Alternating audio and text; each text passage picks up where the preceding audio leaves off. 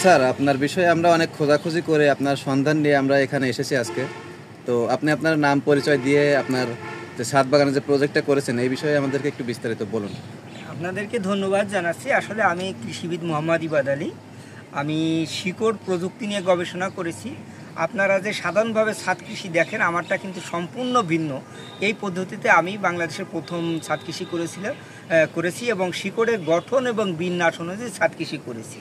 হ্যাঁ, এই পদ্ধতিতে যদি আপনারা ছাদ কৃষি করেন তাহলে একের মাটির থেকে ফলন দ্বিগুণ হবে। হ্যাঁ, তাহলে শিকড় প্রযুক্তিটা হচ্ছে শিকড়ের গঠন এবং বিন্যাস অনুযায়ী মাটি, পানি এবং খাবারের পরিমিত ব্যবহার করলেই আপনার ছাদ কৃষি করতে পারবেন। আচ্ছা স্যার। এতে করে আপনার ছাদের লোড কম পড়বে, ছাদ ভালো থাকবে এবং ছাদের উপর যে প্রেশারটা পড়ে সেটা ভালো। অনেকে মনে করেন না ছাদ নষ্ট হয়ে যাবে, এটা ঠিক না।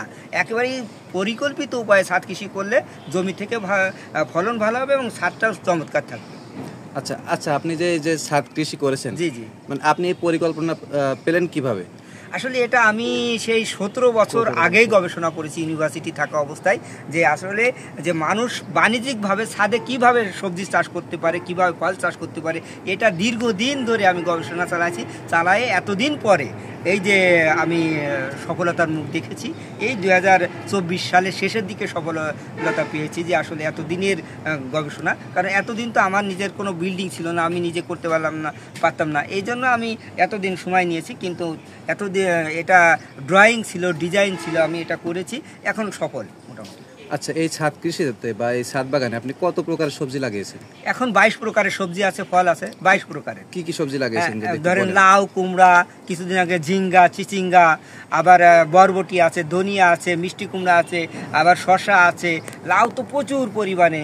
আবার ফলের মধ্যে কুল আছে, ফুল আছে, আবার এই যে ঢেঁড়স আছে, পুদিনা পাতা আছে, পেঁয়াজ রোপণ করেছি, পেঁয়াজের চারা দিয়েছি। আচ্ছা, টমেটো আছে, মোটামুটি সবকিছুই আপনি এখানে চাষ করেছেন।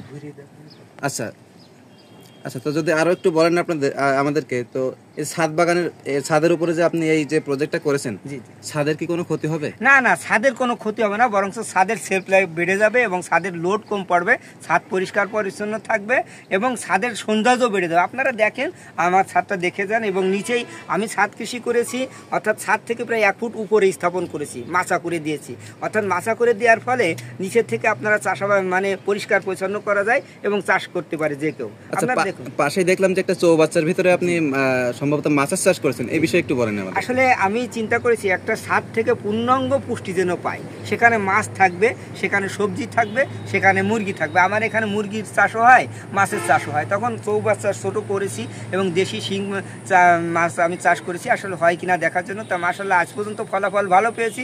এরপরে কেমন হয় জানি না, তবে কাঠের থেকে কনক্রিটের তৈরি করলে ভালো। খরচ খুব একটা বেশি না, উচ্চতা তো দিবেন 1 থেকে 1.5 ফিট, 1 ফিটের মতো দিলেই হবে, মাছ বেশি লাগে না।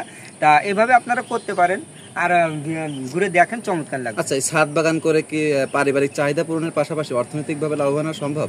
অবশ্যই। অভিজ্ঞতা থেকে কি বলেন? হ্যাঁ, অভিজ্ঞতায় এখন পরিকল্পিত ছাদ কৃষি করলে যে কোনো যুবকের এটা বেকারত্ব ঘুচতে পারে, কারণ ছাদে প্রোডাকশন কিন্তু বেশি হয়। আপনি নার্সারি করতে পারেন, আপনি সবজি করতে পারেন, আপনি যে কোনো ফুলের চাষ করতে পারেন।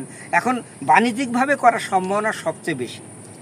আচ্ছা আচ্ছা, তো আসলে আমাদের দর্শকদের উদ্দেশ্য কিছু বলুন, যাতে তারা ছাদ বাগানে আগ্রহী হয় কিনা, বা তাদের উদ্দেশ্যে কি বলবেন আপনি আসলে দর্শকদের উদ্দেশ্যে বলি যে আপনারা শিকড় প্রযুক্তি কি এবং এটা জানুন, তারপরে বেড পদ্ধতিতে চাষ করুন।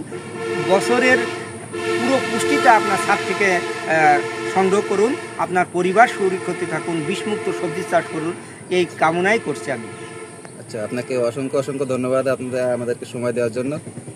ভালো থাকবেন, সুস্থ থাকবেন।